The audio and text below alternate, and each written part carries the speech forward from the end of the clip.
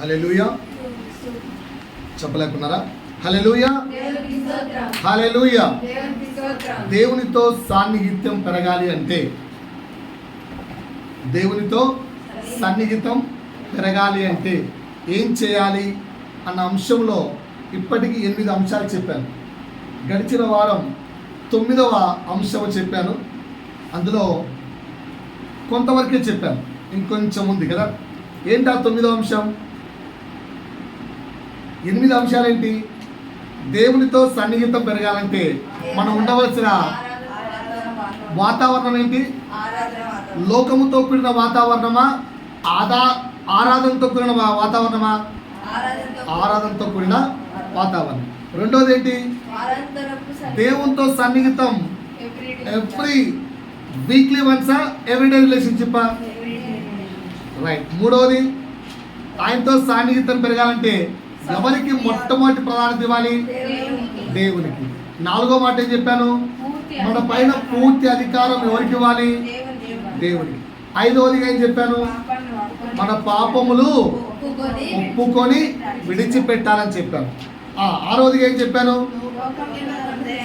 లోకం నుండి మన హృదయాన్ని దూరం చేసుకోవాలి, అప్పుడు దేవునితో సాన్నిహిత్యం పెరుగుతుంది అని చెప్పాను. 8, సంపూర్ణంగా మనం ఆయనకు సమర్పించుకోవాలని చెప్పాను. 9వది,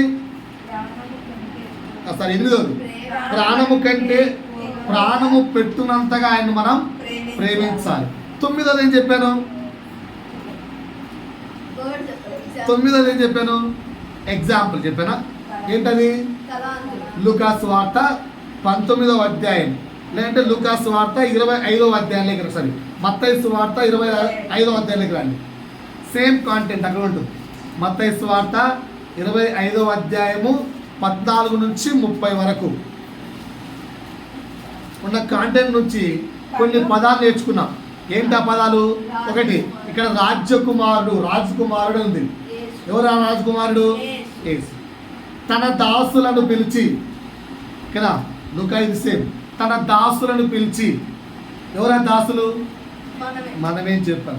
మీనా లేదా తలాంతు. మీనా లేదా తలాంతు అంటే ఏం చెప్పాను? మీనా అంటేనేమో 50 రూపీస్, తలాంతు అంటేనేమో 3600 రూపీస్ లేదా 34 kgs గోల్డ్ చెప్పాను. గుర్తుందా? స్పిరిచువల్గా తీసుకుంటే మన యొక్క తలాంతులు. సో పోయిన వారం 15 తలాంతులు చెప్పాను. మిమ్మల్ని చెక్ చేసుకున్నాను, నోట్ చేసుకున్నారా? గుర్తించారా మీ తలాంతు ఏంటో?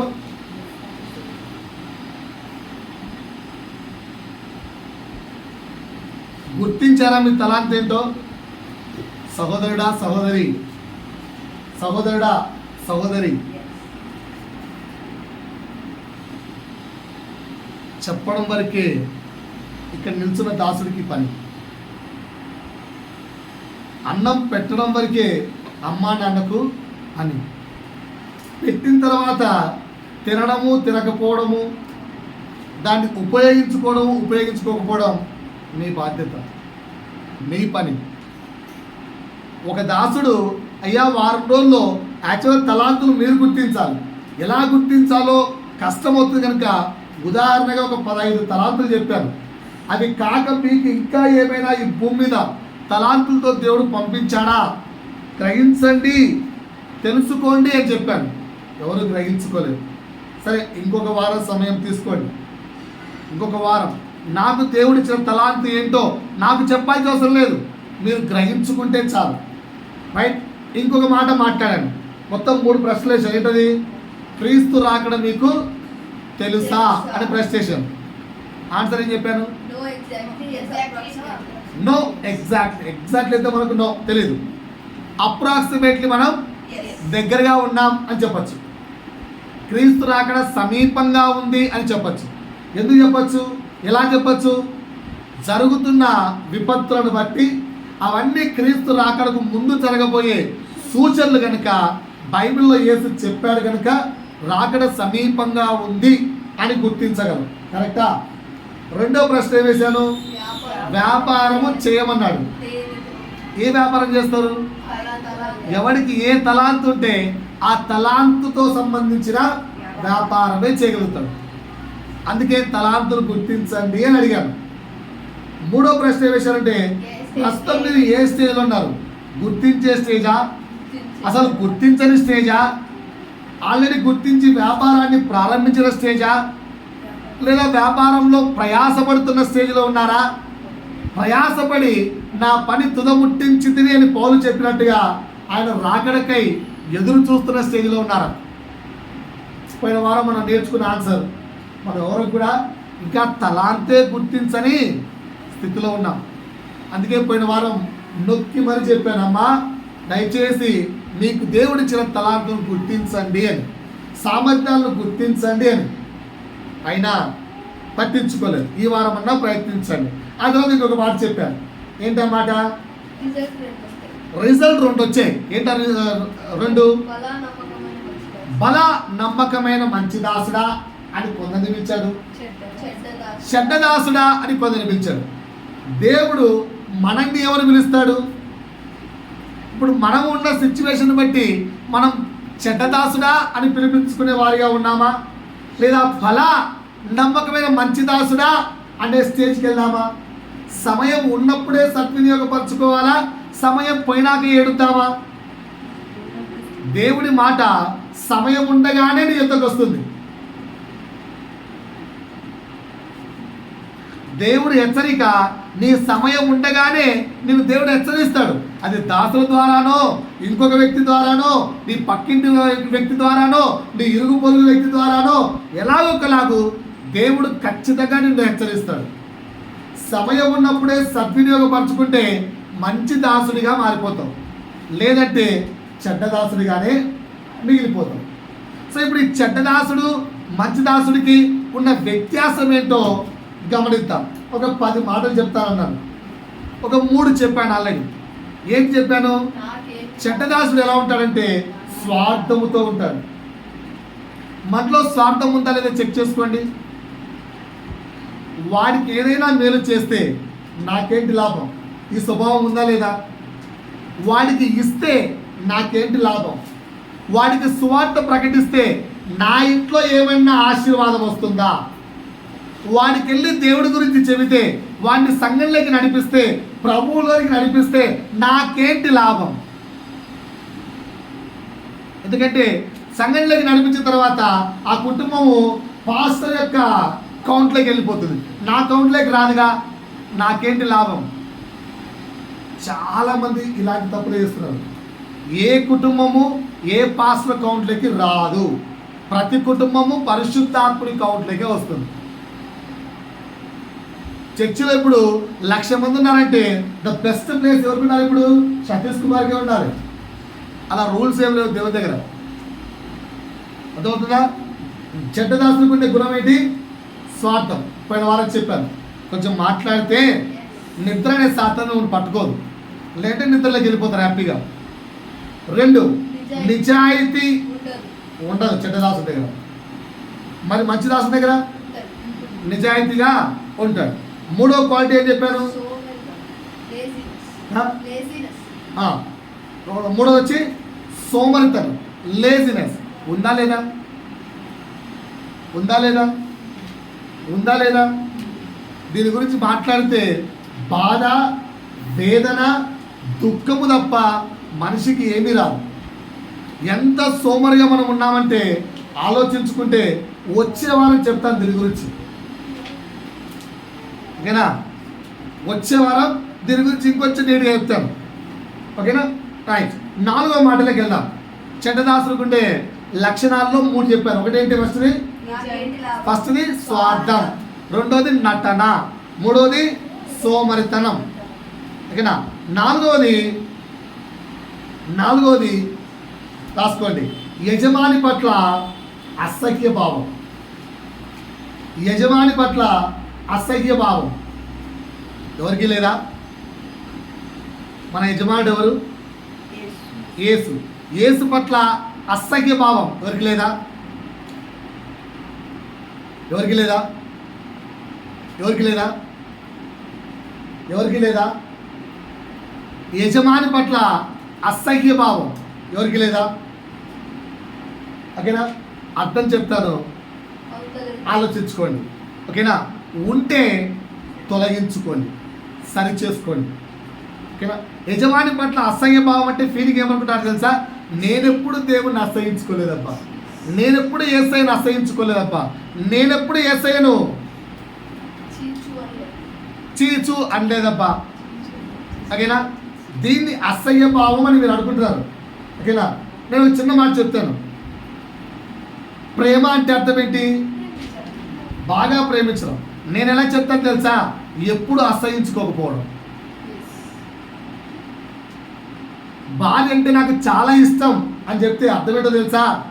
ఈయన బాగా ప్రేమిస్తున్నాడు అంటే బాగా కేరింగ్ తీసుకోవడం కాదు, అంతకంటే ఎప్పుడు అసహించుకోకపోవడం ప్రేమించడం అని చెప్తాను. నా పాయింట్ మీకు అర్థమవుతుందా? నా పాయింట్ మీకు అర్థమైందా? అసహించుకోకపోవడం, యేసయ్యను అసహించుకోకపోవడం అంటే నాకు అర్థం ఏంటో తెలుసా? నా అర్థం ఏంటో తెలుసా? యేసయ్యను మిక్కిలి ఎంతగానో ప్రేమించడం. అంటే ఆయనతో ఎక్కువసేపు ఉండాలనుకోవడం, ఆయన కొరకు ఎక్కువగా ప్రాకులాడడం, ఆయన కొరకు ఎక్కువగా తప్పించడం, అది అసహించుకోకపోవడం. నోట్తో చీచా అంటే అసహించుకున్నట్టు కాదు. ఓకేనా? ఇప్పుడు నా భార్య ఉంది, ఓకేనా, నా భార్య ఉంది, ఎప్పుడు నాతోనే ఉంటుంది, కానీ కొంచెం డిస్టెన్స్ మెయింటైన్ చేస్తున్నాను అనుకో, దాని అర్థం ఏంటి? దేవునితో ఉండవలసినంత లోతుగా నువ్వు ఉండకపోవడం కూడా ఆయన అసహించుకోవడంతో సమానం అవుతుంది సహోదరుడా. దేవునితో ఉండవలసినంత లోతుగా నువ్వు ప్రయాణించకపోతే కూడా అది అసహించుకోవడంతో సమానం అవుతుంది. ఈ లాజిక్ తెలుసుకోండి. అందరూ వెళ్తారు చర్చికి, అందరు చర్చికి వెళ్తారు. ఈరోజు మార్నింగ్ వెళ్తూ ఆడ చర్చి చూశాను, ఫుల్ స్ట్రెంత్ ఉన్నారు, ఫుల్గా పర్వాలేదు, బాగా ఒక 100 మంది పైన ఉన్నారు. అది ఫస్ట్ వర్షిప్. మళ్ళీ 10 గంటలకు ఇంకో వర్షిప్ స్టార్ట్ అవుతుంది. అప్పుడు మోర్ దాన్ 100, ఒక 200 వస్తారు, ఫ్యామిలీస్ నాట్ పర్సన్స్. ఆ తర్వాత ఈవినింగ్ మళ్ళీ ఇంకో వర్షిప్ ఉంటుంది 6 o'clock. అప్పుడు మళ్ళీ ఒక 50-60 మంది వస్తారు. అంటే ఇంచుమించు ఒక 400 నుంచి 500 కుటుంబాలు ఉన్నాయి అక్కడ. నేను నడుచుకుంటూ అదే బైక్లో వస్తూ ప్రభుతో, ప్రభువా ఎన్ని కుటుంబాలు ఇచ్చావు ప్రభువా అంటే, దేవుడు నాతో నీకు కావాలరా అని. ఎందుకొద్దు, అన్ని కుటుంబాలు ఇస్తే ఇంకేంది, సూపర్ కదా, పెద్ద కుటుంబం, పెద్ద సంఘం అయిపోతుంది నాది కూడా.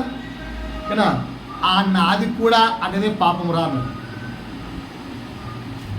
ఏంటి, నేనేమనుకుంటున్నాను దేవుడితో, కదా అన్ని ఇస్తే ఇంకేంది, నాది కూడా పెద్ద సంఘం అయిపోదు. నాది కాదురా, 500 కుటుంబాలు కాదు ఉండాల్సింది, ఆ 500 క్రీస్తుతో కలిగిన కుటుంబాలు ఉండాలి, క్రీస్తుకై తయారయ్యే కుటుంబాలు ఉండాలి. కానీ అర్థమవుతుందా మీకు పాయింట్? సో యేసును అసహించుకోవడం అంటే యేసును ప్రేమించలేకపోయినా, యేసు కోరుకున్నంతగా యేసుతో నువ్వు నడవలేకపోయినా అసహించుకున్నట్టే సమానం. నీకు అర్థమయ్యే భాషలంగా నీకు చెప్తాను. ఓకేనా? ఒక మంచి వర్కర్ ఉన్నాడు, నువ్వు కోరుకున్నట్టుగా వాడు ఉంటే నువ్వు మెచ్చుతావా? వాడికి నచ్చినట్టుగా ఉంటే నువ్వు వాడిని మెచ్చుకుంటావా? నీ ఇంట్లో ఒక వర్కర్ ఉంటాడండి, వాడికి నచ్చినట్టుగా వాడు చేస్తే నువ్వు మెచ్చుకుంటావా? నీకు నచ్చినట్టుగా వాడు పనులు చేస్తే వాడిని మెచ్చుకుంటావా? కరెక్టే కదా. మరి ఇప్పుడు మన యజమాని ఎవరు? మరి ఆయనకు నచ్చినట్టుగా మనం ఉంటేనే కదా. సో యేసుని అసహించుకోవడం అంటే నీ ఫీలింగ్ ఏంటంటే, మా నోటితో మేము చీ అనలేదు, ఛా అనలేదు, నో అనలేదు అనుకుంటున్నారు. కానీ యేసు కోరుకున్నట్లుగా మీరు ప్రేమించలేకపోవడం కూడా యేసును అసహించుకున్నట్లే. ఎందుకు సార్ ఇట్లా చెప్పారండి సార్ అర్థము? అట్లా మాకట అనిపించలేదు సార్ అని ఎవరైనా అనుకుంటున్నారా? ఇప్పుడు నచ్చిన డౌట్ చెప్తారు. ఎందుకు అట్లా అనిపిస్తుందంటే, ఇక్కడ దాసులు అసహించుకోలేదు. మీకంటే తెలుసు సార్, 10 మంది దాసులు పిలిచారు అంటే ఎవరు పిలిచినాడు? బాగా ప్రియమైన కదా. ఈ చెడ్డ దాసుడికి వెళ్ళిన వాడు ముందెవరు? ప్రియమైన దాసుడే కదా. వాటి అర్థమైందా? చెడ్డ దాసుడికి వెళ్ళిన వాడు ముందెవరు? ప్రియమైన దాసుడే. సో ఎన్నుకోబడ్డ దాసుడే, పిలువబడ్డ దాసుడే, ఎన్నుకోబడ్డ దాసుడే, కానీ చివరికి ఏమయ్యాడు? అంటే అర్థం ఏంటి? మనం కూడా సంఘంలో గొర్రెలమే, మనం కూడా దేవుని దగ్గరకు వస్తున్న వాళ్ళమే. కానీ దేవుని తీర్పు వచ్చేసరికి చెడ్డ దాసుడిగా ఆరు మంచి దాసుడిగా ఎలా మిగిలిపోతావో చెక్ చేసుకో. లోపల ప్రేమించవలసినంత ప్రేమించలేకపోతే కూడా అసహించుకున్నట్లు. ఈ పాయింట్ మీకు అర్థమైందంటే ముందుకెళ్తాను. 4వ పాయింట్ అర్థమైందా? చెడ్డ దాసు దగ్గర ఉన్న 4వ పాయింట్ ఏంటి? యజమాని పట్ల అసహ్య భావం. అంటే అర్థం ఏంటి? ప్రేమించవలసినంతగా ప్రేమించలేకపోవడం. రైట్. 5 అధికారం కింద బ్రతకలేని స్వభావం. ఈ పాయింట్ అక్కడ ఉంది, చెక్ చేసుకోండి. ఈ పాయింట్ అక్కడ ఉంది, చెక్ చేసుకోండి. లూకాసు వార్త 19వ అధ్యాయం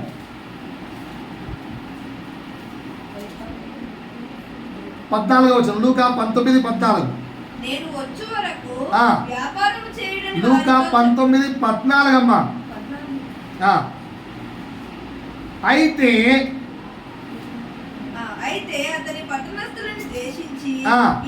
పట్టణస్థులు అతని ద్వేషించి, బాగా చదవాలి. అయితే అతని పట్టణస్థులు, అతని చేత పిలువబడిన దాసులు అతన్ని ద్వేషించి, వాడు మమ్మల్ని ఏందిరా? మమ్మల్ని ఏంది? మేము ఒకరి కింద బతకడం ఏంటి? పాయింట్ అర్థమైందా? సహోదరుడు, మన యజమాని ఎవరు? మన యజమాని ఎవరు? యేసు. సో యేసు యొక్క అధికారానికి నీ శరీరం ఒప్పుకుంటుందా? చెక్ చేసుకున్నావా? యేసు యొక్క అధికారానికి మంచి దాసులు అయితే ఖచ్చితంగా నీ శరీరం ఒప్పుకుంటుంది. చెడ్డ దాసులు అయితే నీ శరీరం ఏమవుతుంది తెలుసా? ఏం చర్చో ఏందోబ్బా, ఈ చర్చిలో 2 గంటలు టైం వేస్ట్. చర్చికి రావాలన్న పరువే 2 గంటలు, ప్రార్థన చేయాలన్న పరువే, వాక్యం చదవాలన్న పరువే, ఏం చేయాలన్న పరువే. శరీరం నిలక్కపోతూ ఉంటుంది, ఇష్టం ఉండదు. ఎందుకంటే దేవుని యొక్క అధికారానికి శరీరము లోబడట్లేదు. మన శరీరం ఎలా ఉంది? పరీక్షించుకుందామా? చెక్ చేసుకున్నారా? సో 5వ స్వభావం ఏంటి? యేసు అధికారం కింద ఉండడానికి శరీరం ఒప్పుకోవట్లేదు. రైట్. 6 కృతజ్ఞత లేని భావం, కృతజ్ఞత లేని శరీరం, కృతజ్ఞత లేని జీవితం చెడ్డవారిని. నీకు నాకు కృతజ్ఞత ఉందా? ఒకసారి అలా గుడ్డల మీద చేసుకొని నాకు సహాయం చేసిన వారందరికీ నేను కృతజ్ఞుడిగా ఉన్నానా అని చెక్ చేసుకోండి. సార్ నాకు ఎవరు సహాయం చేయలేదు సార్ అని ఇప్పుడు అనకండి. అందుకే ఏదో ఒక పాట పాడాను, ఏంటి? నీ కృప లేనిదే నేను బ్రతకలేను. దేవుని కృప లేకుండా ఒక్కరోజు కూడా బతకలేడు. విమాన ప్రమాదం చేశారు కదా, షాకింగ్. 240 మంది ఎక్కితే ఎవరన్నా బతికినట్టుందా? విమానం నుంచి దూకితే బతికాడట.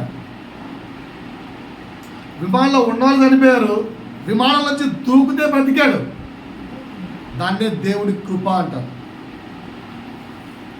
ఒక్కసారే కరోనా వచ్చి పోయిన వాళ్ళు ఉన్నారు, ఒక్కొక్కరికి 2 సార్లు 3 సార్లు వచ్చి కూడా ఇప్పటికీ బతుకున్న వాళ్ళు ఉన్నారు. సో నువ్వు బ్రతకాలన్నా ఎవరి కృప కావాలి? దేవుని కృప కావాలి. సో నిత్యము దేవుని కృప వల్ల జీవిస్తున్న నీవు కృతజ్ఞత జీవితం కలిగి జీవిస్తున్నావా? ప్రభువుకు కృతజ్ఞతలు చెల్లిస్తున్నావా? ప్రభువుకు థ్యాంక్స్ చెప్తున్నావా? ప్రభువుకు హృదయపూర్వకంగా తండ్రి ఈ నూతన రోజును అనుగ్రహించావు, ఈ రోజైనా మీ కృపకు విలువ తెచ్చేలాగా జీవించడానికి సహాయం చేయడం ఎంతమంది ప్రార్థించారు? నా మాట ఎక్కుతుందా? ఈరోజు బ్రతుకున్నామంటే కారణం ఏంటి? రేపు బ్రతుకుంటాను, మళ్ళా గుర్తి చెప్తాను కాన్ఫిడెంట్ ఎక్కడుందా? నెక్స్ట్ మినిట్ ఏమవుతుందో తెలియదు. భర్త ప్రయాణమై ఇంకో ఊరికి వెళ్తున్నట్టే వచ్చే వరకు భార్యకి టెన్షనే, వస్తాడా రాడా అని. ఈ ఫ్లైట్లు ఎక్కిన వాళ్ళు ఎంతమంది భర్త కనడానికి వెళ్ళారు? రీచ్ అయ్యారా? లండన్ రీచ్ అయ్యారా? సో రేపేం జరుగుతుందో మనకు తెలియదు, అందుకే ఈ రోజే వాక్యమాన్ని పొడుస్తుంటే ఈ రోజు నుంచి, ఈ క్షణము నుంచే బ్రతుకును సరి చేసుకోవడానికి ప్లాన్ చేయాలి. అది ప్రభువు మాట. అందుకే నేను ఏమంటున్నాడు, దేవుడు నీకు ఇచ్చిన కృప, ఆ కృప వల్ల నువ్వు పొందుకున్న జీవితం దేవుడికి కృతజ్ఞతలు చెల్లించేదిగా ఉందా? చెల్లిస్తున్నావా? పౌలు రాసిన లేఖలు చదివితే ప్రతి లేఖ కూడా కృతజ్ఞతతోనే ప్రారంభమవుతుంది. చెక్ చేసుకోండి. ప్రతి లేఖ కృతజ్ఞతతోనే ప్రారంభమవుతుంది, దేవుని స్తుతితో ప్రారంభమవుతుంది. మరి మనము మన రోజు ఎలా ప్రారంభమవుతుంది? కృతజ్ఞతతోనేనా? చెడ్డదాసునికి ఉన్న లక్షణం ఏంటి? కృతజ్ఞత లేని స్వభావం, కృతజ్ఞత లేని జీవితం మనకుందా? ఒకవేళ లేకపోతే మనం కూడా ఎవరం? మరి ఏం చేయాలి? ఇప్పుడు మనం సమయం ఉన్నప్పుడే సద్వినియోగపరచుకొని మంచి దాసుడిగా మారాలి. ఇంకా ప్రభువు రాలేదు, రావడానికి సమయం ఉంది. సమయం ఉండగానే పక్కింటోడో ఇరిగింటోడో పొరిగింటోడో ఏం చేస్తున్నాడు? ఇప్పుడు రాజకుమారుడు పక్క దేశంకి వెళ్ళాడు. ఈ 10 మంది దాసుల్లో కొందరు ఉద్యోగం చేస్తున్నారు, ఒకడేమో దాచిపెట్టాడు డబ్బును. కానీ వాడికి మధ్యలో ఈ 10 మందిలో ఎవరో చెప్పిండ్రా రే మళ్ళా ఆయన వస్తాడ్రా, ఏదో ఒకటి చేసుకోరా, ఏదో ఒకటి చేయరా అని హెచ్చరించడం లేదా? కానీ విన్నాడా? వినక చివరికి వచ్చేసరికి ఏమయ్యాడు? చెడ్డదాసుడు అయిపోయాడు. ఒకవేళ వినింటే వాడు కూడా వ్యాపారం చేసేవాడు, మంచి దాసుడిగా మారిపోయేవాడు. సో దేవుడి రాకనే ఆలస్యం ఎందుకు అవుతుందంటే మనం మాట వినాలని. సో 5వ గుణం ఏం చెప్పాను? 5, 6? 6వ గుణం ఏం చెప్పాను? కృతజ్ఞత లేని జీవితం ఆర్ స్వభావం. 7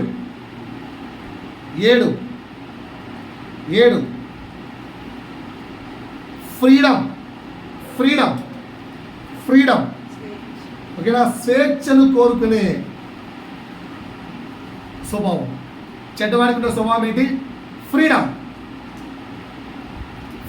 నేనేం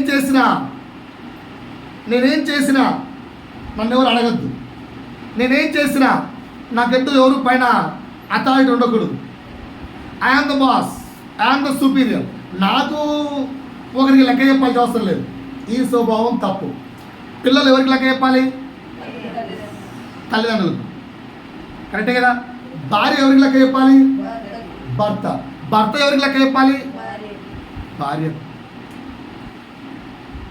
ఖచ్చితంగా లెక్క చెప్పాలి. ఆ స్వభావం లేదనుకో మనం కూడా చెడ్డవారిగా మారిపోతాం. Point is clear? రైట్. రెండో పాయింట్. ఇప్పుడు 8వ పాయింట్ యజమానిపై ప్రేమ లేని జీవితం. ఎంతమంది ఉందండి యజమాని మీద ప్రేమ? అవి చూస్తున్నారా? యజమాని మీద ఎంతమందికి ప్రేమ ఉంది? ఎవరి మీ యజమానుడు? యేసు. ఆ యేసు మీద ప్రేమ ఎంతమందికి ఉంది? చేద్దాం, చూద్దాం, నేను చూస్తాం. యజమాని పట్ల ప్రేమ. సరే, రైట్. యజమాని పట్ల ప్రేమ ఉంది అనడానికి ఒకే ఒక ఎగ్జాంపుల్ చెప్తాను, ఎక్కువ చెప్పండి, చాలా ఉన్నాయి, నేను చెప్పదలుచుకోలేదు. 2 కొరింథీ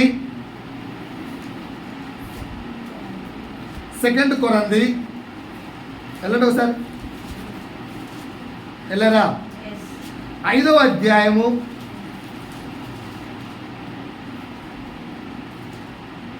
తీసారా? 2 కొరింథీ 5వ అధ్యాయము 13, 14 చదవమ్మా. ఏలయనగా ఏమైతిని వెర్రివారమైతిమా? ఎవరి నిమిత్తమే? స్వబుద్ధి గలవారమైతిమా?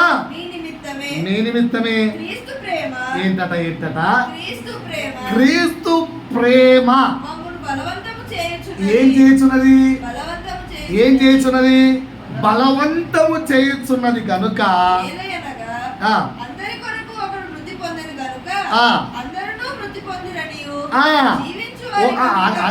పద్దాలు ఒకటే చెప్తాను. క్రీస్తును నిజంగా ప్రేమిస్తున్న వారమైతే, యజమాని పట్ల నీకు నిజంగా ప్రేమ ఉంటే, ఓకేనా? యజమాని పట్ల నీకు నిజంగా ప్రేమ ఉంటే, ఇక్కడ చెప్తున్నారు ఆన్సర్, క్రీస్తు ప్రేమ మమ్ములను బలవంతము చేయుచున్నది గనుక, నేను నిజంగా క్రీస్తును ప్రేమిస్తున్నాను కనుక, ఐఎమ్ లవింగ్ మై లార్డ్, నేను క్రీస్తును ప్రేమిస్తున్నాను, నేను క్రీస్తు వాడను, నేను క్రీస్తు యొక్క శిష్యుడను కనుక నేను ఎలా ఉంటానంటే నేను చనిపోవాల్సిన ప్లేస్లో నా ప్రభు చనిపోయాడు కనుక, ఆయన నన్ను ప్రేమించాడు కనుక నేను కూడా ఆయన ప్రేమిస్తున్నాను కనుక. ఆ నెక్స్ట్ ఇప్పుడు జీవించు వారికి మీదట ఎవరి కొరకు కాక, ఎవరి కొరకు కాక, తమ నిమిత్తము మృతి పొందిన యేసు కొరకే జీవించాలి. అది ప్రేమించడం అంటే, అది ప్రేమించడం అంటే. ఇప్పుడు చెప్పండి ఆన్సర్. మీరు ఎవరి కొరకు జీవిస్తున్నారు? ఆర్ యు లవింగ్ జీసస్ అంటే చెప్పారు ఆన్సర్. నేను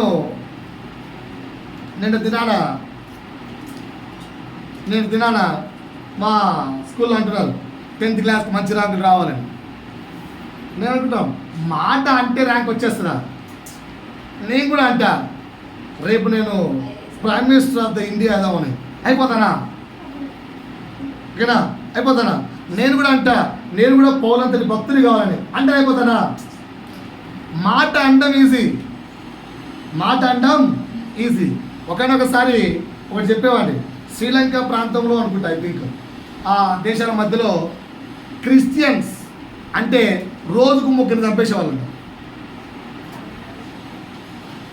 రోజుకు ముగ్గురు చెప్పండి, మీకు ఆల్రెడీ వస్తుంది. రోజుకు ముగ్గురు. అందులో ఒకరోజు ఒకటి యొక్క వంతు వచ్చినప్పుడు బాగా ఏడుస్తున్నాడు.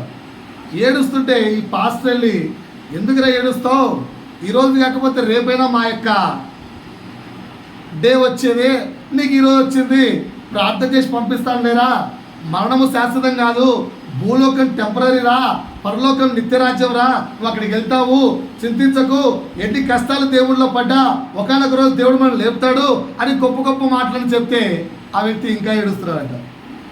ఆ వ్యక్తి అడిగంట, ఏంట్రా ఇంకా ఏడుస్తున్నావు అంటే, అయ్యా నేను వెళ్ళిపోతే నా కూతురు ఒంటరిది అవుతుంది, అసలే ఆమె చేతులు కాళ్ళు లేనిది, ఒంటరిది అయిపోతుంది, వికలాంగురాలు, అందుకు ఏడుస్తున్నా అంటే, సరే అయితే అని చెప్పి ఈ పాస్టర్ వెళ్ళి ఆ యొక్క పనిష్మెంట్ ఇచ్చే వ్యక్తులను రిక్వెస్ట్ చేశారట.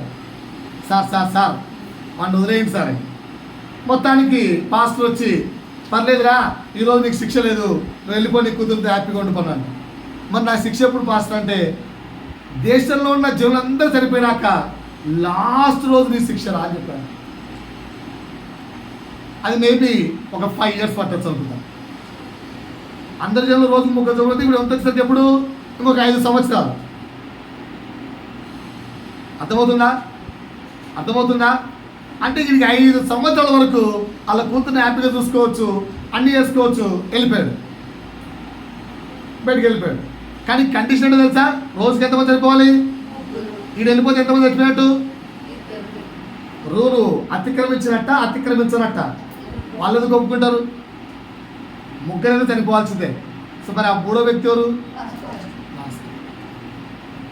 వాడి ప్లేస్లో ఆ మూడో వ్యక్తిగా పాస్టర్ చనిపోయాడు. బయటికి వచ్చిన తర్వాత ఆ వ్యక్తికి ఆ విషయం వచ్చింది, నా స్థానములో నేను పొందవలసిన మరణాన్ని నన్ను ప్రేమించి, ఎవరిని ప్రేమించి? నన్ను ప్రేమించి, ఏ విలువ, ఏ రక్త సంబంధం, నాతో ఏ సంబంధం లేని నన్ను ప్రేమించిన పాస్టర్ నా స్థానంలో చనిపోయాడు. ఆ వ్యక్తి తెలుసా, నేను నా పాస్టర్ని ప్రేమిస్తున్నాను అని తెలుసుకొని ఆ ఉన్న 5 సంవత్సరాల పీరియడ్లో 600 సంఘాలు కట్టాడట. 600 సంఘాలు. ఎందుకు? నీ బ్రతుకు నాది కాదు, నా స్థానంలో నా కొరకు ఆ పాస్టర్ మరణించి ఆయన నా మీద ప్రేమ చూపాడు. నేను కూడా ఆయన ప్రేమిస్తున్నానంటే ఆయన బాధ్యత నా బాధ్యతగా, ఆయన పని నా పనిగా, ఆయన యొక్క ఉద్దేశం నా ఉద్దేశంగా మార్చుకొని ఆయన రాజ్యాన్ని కట్టాలి, ఆయన ఉద్దేశాన్ని నెరవేర్చాలి. అది ప్రేమించడం. ఇప్పుడు చెప్పండి నాకు, క్రీస్తు ప్రేమ మిమ్మల్ని బలవంతం చేస్తూ ఉంటే మీరేం చేయాలి? ఇంకొకసారి ఇంకొక ప్లేస్ చూడండి. ఒకసారి ఫిలిప్పీలోకి రండి. ఇక్కడ పౌలకు మంచి మాట చూడండి.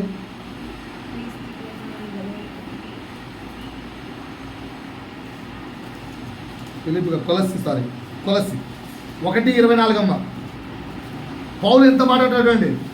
పౌలును పిలుచుకున్నాడు యేసయ్య, నిన్ను నన్ను కూడా యేసయ్య పిలుచుకున్నాడు. పిలుచుకున్న యేసయ్యను పౌలు ఎంతగా ప్రేమిస్తున్నాడో అంతగా మనం ప్రేమించాలి. ఇదే నేను చెప్పబోయే ఎగ్జాంపుల్. ఇప్పుడు పౌలును పిలుచుకున్నాడు యేసయ్య, పిలుచుకున్నాడు లేదా? నిన్ను నన్ను కూడా యేసయ్య పిలుచుకున్నాడుగా. నీ కొరకు నా కొరకు ప్రాణం పెట్టింది ఎవరు? యేసయ్యగా. పౌలు కొరకు ప్రాణం పెట్టింది ఎవరు? యేసయ్యగా. సో పౌలు అంటున్నాడు, ఐఎమ్ లవింగ్ జీసస్, నేను యేసును ప్రేమిస్తున్నాను కనుక. ఇప్పుడు చెప్పు. ఇప్పుడు ఆ. నీ కొరకు నేను అనుభవించుచున్న శ్రమలయందు ఆ. సంతోషించుచు ఆ. సంఘము అను ఆయన శరీరం కొరకు సంఘము అను క్రీస్తు శరీరము కొరకు క్రీస్తు పడిన పాటలలో క్రీస్తు ఏవైతే శ్రమలు పడ్డాడో, వేదనలు పడ్డాడో, రోదనలు పడ్డాడో, దుఃఖపడ్డాడో, బాధ అనిపించాడో, గాయం పొందాడో, అందులో నుండి కొదువైన వాటి యందు నా వంతు నా శరీరమందు. అది ప్రేమించడం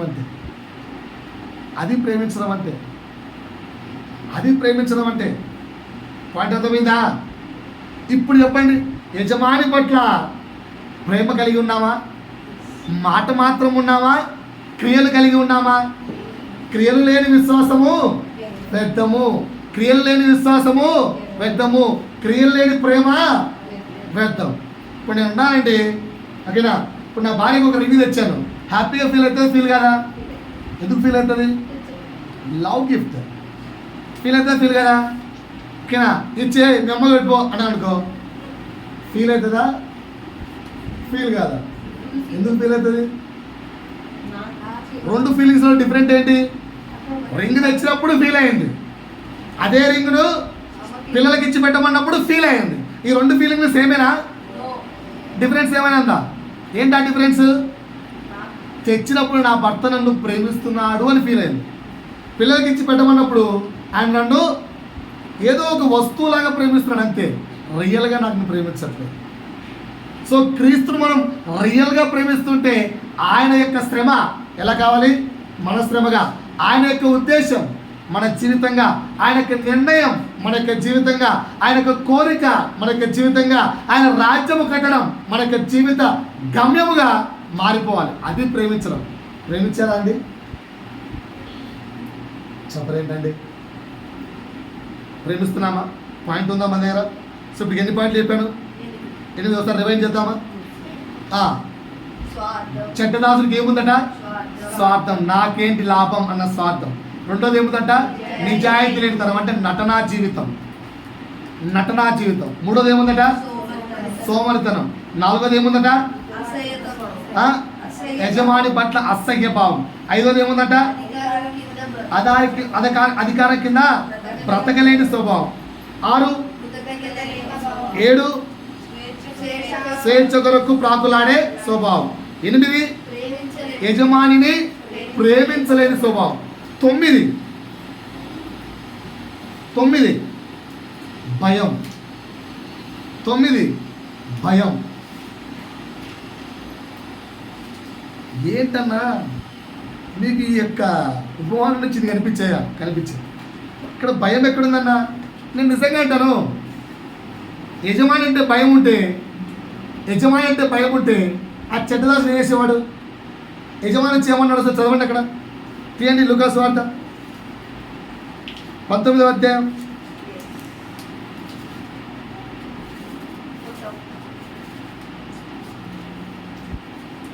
21 చదవమ్మా. నీవు పెట్టిన దానిని ఎత్తుకొనివాడవును, విత్తిన దానిని కోయువాడవునై కఠినుడవు గనుక నీకు భయపడి దీనిని. ఎవరికి భయపడి? యజమానుడికి భయపడి దీనిని రుమాలును కట్టి ఉంచితినని చెప్పాను. రుమాలులో కట్టి ఉంచుతానని చెప్పాను. అంతకతడు నిజంగా భయపడ్డాడు యజమానికి. ఇదంతా దూపు. నువ్వు నిజంగానే యజమాని దేవునికి భయపడితే, నువ్వు నిజంగానే యజమాని యేసయ్యకి భయపడితే ఇలా ఉండవమ్మా జీవితం. భయపడుతున్నారా? యజమాని అంటే నాకు భయం అని వాళ్ళు చదువుతండి. క్రీస్తు అంటే భయం ఉన్నవాడు ఎలా ఉంటాడు తెలుసా? ఒక్క ఆజ్ఞ తప్పడు, ఎందుకంటే గుండెల్లో భయం. చిన్న ఎగ్జాంపుల్ చెప్తాను. ఎందుకు మా మిస్సెస్ ఎగ్జాంపుల్ చెప్తాను. స్కూల్ టైం 8:15, మన 2 రోజులు 8 o'clock పెట్టారు, ఓకేనా? 8 o'clock అంటే ముందెళ్ళిందా ఎక్కడికి అడగండి. లేట్ మార్కులు ఉన్నాయా 2 రోజులు? లేవు. అయినా ముందే వెళ్ళింది. ఎందుకు? స్కూల్ అంటే భయం. ఎంత భయం తెలుసా? క్రీస్తు యేసు కంటే ఎక్కువ భయం. చెక్ చేసుకోండి. మన ఉద్యోగాల్లో మనం ఎంత భయపడతామంటే యేసు కంటే ఎక్కువ భయపడతాం. చెక్ చేసుకోండి కావాలి. టైం టు టైం పంచ్ అక్కడ ఉంటాం. చెక్ చేసుకోండి. చర్చికి ఎందుకు అంత భయం లేదు? చెక్ చేసుకోండి. ఎగ్జాంపుల్ చెప్పాను. ఆమెకు నిజంగా క్రీస్తు కంటే భయం ఉందని కాదు, జస్ట్ ఎగ్జాంపుల్. ఒక ఉద్యోగం నాట్ ఓన్లీ వేరే వాళ్ళ గురించి చెప్తే ఫీల్ అవుతారు కదా, నాట్ ఓన్లీ ఉద్యోగాలు ఏదైనా చెక్ చేసుకోండి, ఓకేనా? దేనికైనా ఇన్ టైం అవుట్ టైం కరెక్ట్గా ఉంటాం. కానీ క్రీస్తు దగ్గరికి వచ్చేసరికి ఏంటి చెప్పండి ఒకసారి? అర్థం చేసుకుంటాడు. ఏం చేసుకుంటాడు? అర్థం చేసుకుంటాడు, అంతే కదా? దాన్ని బట్టి భయం నుంచి నువ్వు తొలగిపోతున్నావు సహోదరుడా. పాయింట్ అర్థమైందా? సో చెడ్డదాసుకున్న 9వ లక్షణం ఏంటి? భయము లేకపోవడం. ఏమేం భయం ఉండాలి తెలుసా? యేసు అంటే భయం ఉండాలి, దేవుడు అంటే భయం ఉండాలి, ప్రతి పనిలో భయం ఉండాలి, ప్రతి విషయంలో భయం ఉండాలి. పాత నిబంధనలో భయం ఉన్నది, కొత్త నిబంధనలు వచ్చేసరికి భయం పోయింది. ఎందుకంటే దేవుడు తన బిడ్డలను ప్రేమించి స్వేచ్ఛనిచ్చేసరికి భయం తగ్గిపోయింది.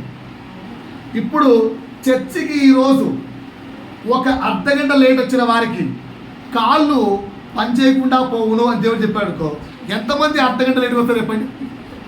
చేతండి. ఎందుకు? పాత నిబంధన అది. దైవదూతని దూషిస్తే కథం, తక్షణమే పనిష్మెంట్ వచ్చేది. కృపాకాలంలో దేవుడు పనిష్మెంట్ మానేశాడు, ఒకేసారి నిత్య నరకంలో పనిష్మెంట్. కానీ మనం చేస్తున్నాం, భయభక్తులు లేకుండా జీవిస్తున్నాం. ఇది చెడ్డ దాసుల యొక్క లక్షణం. ఒకవేళ మన దగ్గర ఆ లక్షణం ఉంటే, అంటే నా మీనింగ్ ఏంటంటే స్కూళ్ళకు కానీ ఆఫీసులకు కానీ యజమానులు వాళ్ళు కూడా వాళ్ళ దగ్గర అవుట్ ఆఫ్ టైం వెళ్ళమని చెప్పట్లేదు. వాళ్ళ దగ్గర ఎంత భయభక్తులతో ఇన్ టైం వెళ్తున్నామో అంతకు మించి నువ్వు చనిపోయిన తర్వాత కూడా నిన్ను శిక్షించగలిగే నిజదేవుని దగ్గర అంతకు మించి భయం కలిగి ఉండాలి. ఒకసారి ఏదైనా మందు పట్టుకుంటున్నావు అనుకో, మందు బాటిలు, దాన్ని తాకినప్పుడు భయం రాదు. ఎందుకు? ఏది న్యాయమైనదో, ఏది ఖ్యాతి గలదో, ఏది పవిత్రమైందో, ఏది మంచిదో, ఏది ఉత్తమమైందో అది మాత్రమే చేయండి అని దేవుడు చెప్పాడు. మందు తాగడము, సిగరెట్ కొట్టడము, అమ్మాయిని నేర్పించడము, అబ్బాయిని సెటైర్లు ఎవరొస్తున్నారా? ఓకేనా? ఇది పవిత్రత కాదు. అబ్బాయిలు చూడడము పవిత్రత కాదు. డాడీలకు మమ్మీని తెలియకుండా దొంగ ఏమైనా చేయడము పవిత్రత కాదు. మేము చూడలేకపోవచ్చు, వరల్డ్ మదర్ అండ్ ఫాదర్ చూడలేకపోవచ్చు, కానీ ఎవరు చూస్తున్నారు? పరలోకపు తండ్రి చూస్తున్నారు. పెద్దవాళ్ళు కూడా సేమ్ మాటలే, యవనస్తులకే కాదు. నువ్వు ఏం చేస్తున్నావు నేను ఎవరు చూస్తున్నారు? పరలోకపు తండ్రి చూస్తున్నాడు. సో చెడ్డదాసుకున్న లక్షణం ఏంటి చెప్పాలి? ఓకేనా? అన్ని ట్రాన్స్పరెన్సీనా?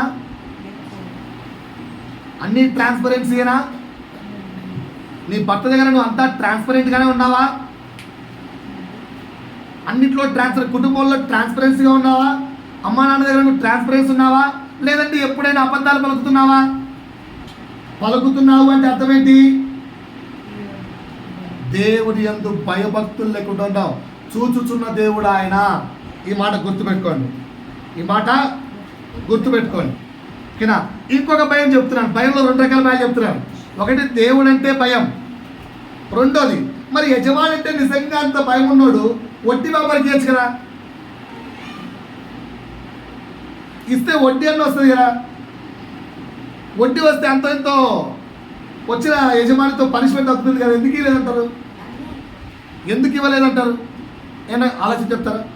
పెద్దవారు నా వైపు ఇచ్చి పుచ్చుకుంటే పాపం అని అక్కడ యజమాని అన్నాడు కదా, అరే నేను అంత చెప్తాను చదవమోసా కంటిన్యూగా 22. అందుకు యజమాని చెడ్డదాసుడా, నీ నోటితోను నన్ను ఏదైతే ఇది కఠినుడవు అని అంటున్నావో అలాంటి నీ మాటను బట్టి నీకు నేను తీర్పు తీర్చును. నేను పెట్టని దానిని ఎత్తువాడను, విత్తని దానిని కోయువాడని కఠినుడనని నీకు తెలిసి ఉండగా, నేను అంత దుర్మార్గునైతే, అంత కఠినైతే, అంత పనిష్మెంట్ ఇచ్చేవాళ్ళని నీకు తెలిసి ఉంటే నీవెందుకు నా సొమ్ము సహకారుల యొద్ద నుంచలేదు? నువ్వెందుకు నా సొమ్ము వడ్డీ వ్యాపారులకి లేదు? ఇచ్చింటే వడ్డీని వచ్చేది కదా, ఎందుకు లేదు? ఎందుకు లేదంటారు? మీరు చెప్పాలండి, ఎందుకు లేదంటారు? ఇస్తే అంత ఇంత వడ్డీ వచ్చేది కదా.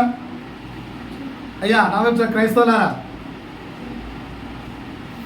ఎందుకంటే ఈ చెడ్డదాసుడికి విపరీతమైన భయం. ఎందుకంటే వడ్డీ వ్యాపారులకు ఇస్తే ఏ శ్రమలు వస్తాయో, why should have to face. నేను ఆత్మీయంగా ఉంటే నాకెందుకు కష్టాలు వస్తాయో, ఆత్మీయంగా లేనోడికి ఏ కష్టం లేదు. చెక్ చేసుకోండి, ఆత్మీయంగా లేనోడికి ఏ కష్టం లేదు. ఎందుకు? వాడు ఫైనల్ జడ్జిమెంట్ ఎక్కడ? He choose the path. రెండు మార్గాలు. ఏ మార్గము? నరకము, పరలోక రాజ్యం. వాడు ఆల్రెడీ నరకానికి డిసైడ్ చేస్తున్నాడు కనుక ఏమంటున్నాడు? ఎంజాయ్ చేయడం. ఎలాగో శాశ్వత కాలం నరకంలో ఏర్చాలి కదా, కనుక ఇక్కడ ఎంజాయ్ చేయంటున్నాడు. సో వాడికి ఇక్కడ ఏ కష్టాలు రావు. ఇక్కడ కష్టాలు ఎందుకు వస్తాయి నీకు? ఒక్కొక్కటి నేర్చుకోవడానికి, ఒక్కొక్కటి నేర్చుకోవడానికి. ఆ చిన్న చిన్న కష్టాలు పడ్డానికి వీడికి భయం. లైఫ్లో కష్టాలు వస్తే ఆ కష్టాలు ఫేస్ చేయడానికి వీడికి భయం. అందుకే వీడు సోమరిపోతూ అన్నారు. పాయింట్ అర్థమైందా? సో రెండు రకాల భయాలు. ఏ యజమాని అంటే భయం లేదు, కష్టాలంటే కూడా భయం. పాయింట్ అర్థమైందా? అందుకే వడ్డీ వ్యాపారికి లేదు. లాస్ట్ 10వ గుణం, లాస్ట్ 10వ గుణం ఒకసారి నా వైపు చూడండి. క్రీస్తు ఈ లోకానికి వచ్చాడు, నమ్మే వాళ్ళకి చేతులెత్తాడు. క్రీస్తు ఈ లోకానికి వచ్చాడు. ఇప్పుడు కాసయ్యా భయ, అప్పుడు ఇప్పుడు కాదు, ఇప్పుడు రాలే ఇంకా. క్రీస్తు ఈ లోకానికి వచ్చాడు, నమ్ముతున్నారా? నా కొరకే వచ్చాడు, నమ్ముతున్నారా? చనిపోయి తిరిగి లేచాడు, నమ్ముతున్నారా? బాప్టిజం ఒకటి అడుగుతారు కదా, మరలా తిరిగి రెండో రాకడికి వస్తాడు. ఎంతమంది నమ్ముతున్నారు? ఎంతమంది నమ్ముతున్నారు? బాగా ఆలోచించి ఎదురెత్తారు, మంచిగా ఎదురెత్తారు. ఇది మంచి ప్రశ్న. క్రీస్తు మళ్ళీ రెండో రాకడికి వస్తాడు, నమ్ముతున్నారా? నన్ను తీసుకెళ్ళడానికి వస్తున్నాడు, నన్ను తీసుకెళ్ళడానికి వస్తున్నాడు, నన్ను తీసుకెళ్ళడానికి వస్తున్నాడు. ఇక్కడ ప్రశ్న అందులో నువ్వు ఉన్నావా అని అడగట్లేదు. క్రీస్తు రెండో రాకడికి ఎందుకు వస్తున్నాడు? మా నన్ను తీసుకెళ్ళడానికి. అది నువ్వు నమ్ముతున్నావా అని అడిగాను. నమ్ముతున్నావా? ఎక్కడ తీసుకెళ్ళడానికి? నిత్యరాజ్యం, నిత్యరాజ్యం లేదా నిత్య నరకం.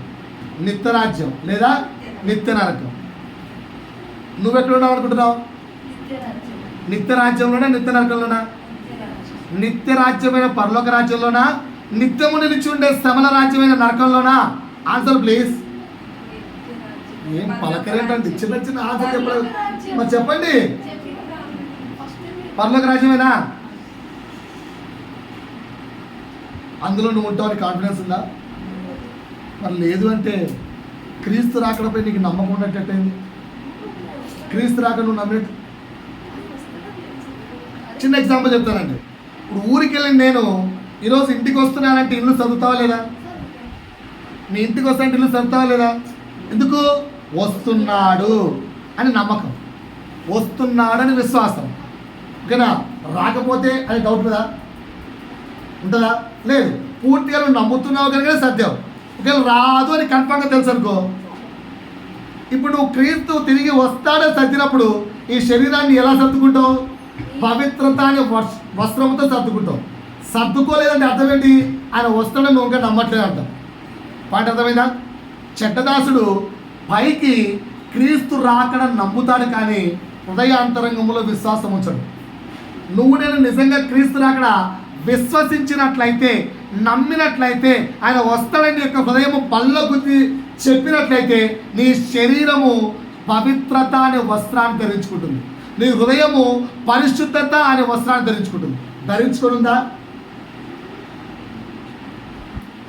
ఇప్పుడు చెక్ చేసుకోండి. సో 10వ గుణం ఏంటంటే క్రీస్తు రాకడ మీద విశ్వాసం లేదు. చెడ్డదాసుడికి క్రీస్తు రాకడ మీద విశ్వాసం లేదు. ఇన్ని చెప్పావన్నా 10లో మాకు ఏమీ లేవు అంటే మేము ఇప్పుడు చెడ్డోళ్ళమా? నా డౌట్ ఉందా? 10లో మాకు ఏవైనా ఉన్నాయి అని ఏమైనా చెప్పగలమా? లేవు అనిపించినప్పుడు ఇప్పుడు మనం మంచి దాసనమా చెడ్డ దాసనమా? మంచి విశ్వాస చెడ్డ విశ్వాస? ఆన్సర్ నేను చెప్పండిరా. అటు మంచి కాదు, అటు చెడు కాదు, మధ్యలో మోసపోతున్నా, తెలియక చెడిపోతున్నా, వాక్యాన్ని దొంగలిస్తుంటే అపవాదికి చోటిస్తున్న మూర్ఖతరపు వాళ్ళు ఎవరో మనము. ఎందుకంటే ఆశీర్వాదాలు అవి అనే వాటిలో మునిగిపోయి దేవుడు కోరుకుంటున్న పోలిక ఏదైతే ఉందో, స్వరూపం ఏదైతే ఉందో దానిలోకి మలవబడలేకపోతున్న వారు. అపవాది మనం ఎలా మోసం చేస్తుందంటే, you are perfectly all right రా, చర్చికి వెళ్తున్నావు, వాక్యం వెళ్తున్నావు, ప్రార్థన చేస్తున్నావు, నీకంటే మించినంత ఎవరున్నారు అంటుంటే ముసి నవ్వులతో అపవాది చెప్పే అబద్ధ బోధకు మురిసిపోతూ అబ్బా నేను బెస్ట్ క్రిస్టియన్ అని మనం మోసం చేసుకుంటాం. ఒకవేళ మనం పరిశుద్ధాత్మ స్వరం వింటే ఆయన కోరుకుంటున్న ఉత్తమమైన గుణాలు మనలో కనబడినప్పుడు అయ్యో దేవుని రాకడలో నేను కూడా, దేవుని యొక్క ఆ యొక్క తూలములో నేను కూడా తేలిపోతానే అని భయవేసినప్పుడు ఏముడుతుంది? పశ్చాత్తాపం, పరివర్తన, మార్పు. ఎప్పటి నుంచి? రేపటి నుంచి అనుకున్నాం అనుకో మరలా సాతాను మోసం చేస్తాడు.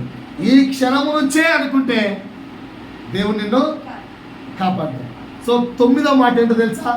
ప్రభువు మనతో సహవాసంలో పెరగాలంటే బాగా వినండి నాతో పాటు. నీవు నేర్చుకున్న నీకున్న తలాంతులను ఉపయోగించడం ద్వారా దేవునితో సహవాసం పెరుగుతుంది. 9వ పాయింట్ ఏంటి?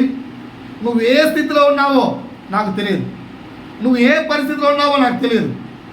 నీ ఫైనాన్షియల్, నీ స్పిరిచువల్, నీ మెంటల్ అండ్ నీ ఫిజికల్ ఏ స్థితిలో ఉన్నావో నాకు తెలియదు. కానీ ఏ స్థితిలో ఉన్నా నీకంటే ఒక తలాంతు ఉంది. ఆ తలాంతును గుర్తించి ఆ స్థితి ద్వారా నీకు దేవుడు నేర్పిస్తున్న ఆత్మీయ పాఠాలు నేర్చుకొని ఆ తలాంతులను ఉపయోగిస్తే యేసు నిన్ను గెలిపిస్తాడు. మోషే మంచి స్థితిలో ఉన్నాడా, కష్ట స్థితిలో ఉన్నాడా? చెక్ చేసుకోండి. అప్పట్లో మోషే పుట్టినప్పుడు రూల్ ఏంటి? మగ పిల్లలే ఉండకూడదు, పుడితే చంపే. అలాంటప్పుడు పుట్టాడు మోషే. సుఖమా కష్టమా? సుఖమా కష్టమా? కష్టం. అలాంటి కష్టంలో కూడా తల్లిదండ్రులు వారికున్న తలాంతులను ఉపయోగించి మోషేను రక్షించారు. కరెక్టేనా? ఆ తర్వాత మోషే తన తలాంతులు గుర్తించి దేవునితో నడిచాడు. స్నేహం పెరిగింది. మోషే ఓడిపోయాడా, గెలిచాడా? గెలిచాడు అనే పదం కంటే దేవుడు అతన్ని గెలిపించాడని చెప్పాలి. నువ్వు ఇప్పుడు ఏ స్థితిలో ఉన్నావో నాకు తెలియదు, నీ ఇంట్లో ఎంత కష్టం ఉందో నాకు తెలియదు, నీ శరీరంలో ఎంత కష్టం ఉందో నాకు తెలియదు, కానీ దేవునికి తెలుసు. అది నువ్వు గెలవాలి అంటే ఒకటే పాఠం, నీకు ఇచ్చిన తలాంతులు నువ్వు ప్రభు కొరకు ఉపయోగించడం మొదలు పెడితే ఆయన యెహోషువకు ఒక తలాంతు ఇచ్చాడు. ఏంటి? నాయకత్వం. ఓకేనా? నీ ఎదుట ఎవరు నిలవలేరు, నేను నీతో ఉంటానని ఇచ్చాడు. యుద్ధం వచ్చింది, ఓడిపోయే స్థితి వచ్చింది. ఓకేనా? కానీ తన తలాంతును అతను విడిచిపెట్టలేదు. యేసే సైన్యాధికారిగా వచ్చి అతని పక్షంలో యుద్ధం చేసి యెహోషువను గెలిపించిన రాయబడింది. మరి నీవు దేవుడు నీకు ఇచ్చిన తలాంతులు ప్రభు కొరకు ఉపయోగించడం మొదలు పెడితే, నువ్వేమో పోయిన వారని చెప్పానమ్మా తలాంతులు గుర్తించడం, మరి ఆ గుర్తించకుండా ఉంటే ఎట్లా? గుర్తించి ఉపయోగించడం మొదలు పెడితే నీ ప్రయాణంలో నీ పక్షమున యుద్ధము చేసి గెలిపించేది ఎవరు? యేసు. అప్పుడు నీ సమస్యకు సమాధానం వస్తుంది. నీ సమస్యకు సమాధానం ఎట్లా వస్తుంది? వాక్ విత్ దేవునితో నడవంటే ఏం చేయాలి? నీ తలాంతు నువ్వు ఉపయోగించాలి. మట్టి తోగి కచ్చిలో ముట్టి లోపల పెడితే వృద్ధి చెందదు. కనుక నీ తలాంతులు గుర్తించి, దేవుడు నీకు ఇచ్చిన తలాంతు గుర్తించి దాన్ని ప్రభు కొరకు డెవలప్ చేయడము, ఉపయోగించడం మొదలు పెడితే అందులో నీకు తెలియకుండానే నిన్ను గెలిపించడానికి నీకు సహాయంగా యేసే నీ పక్షమున నిలబడి నిన్ను గెలిపిస్తాడు. అప్పుడు నీకు నీ జీవితంలో ఉన్న ప్రతి సమస్య మీద కూడా సమాధానం వచ్చి నువ్వు విజయం పొందుకుంటావు, జయించిన వాడవుతావు. Point is clear. ఇప్పటికి 9 అంశాలు చెప్పాను. ప్రభు చిత్తమైతే వచ్చే వారం దేవునితో సహవాసం పెంచుకోవడానికి 10వ అంశం చెప్తాను. ప్రభు వాళ్ళకు సిద్ధపడాలి.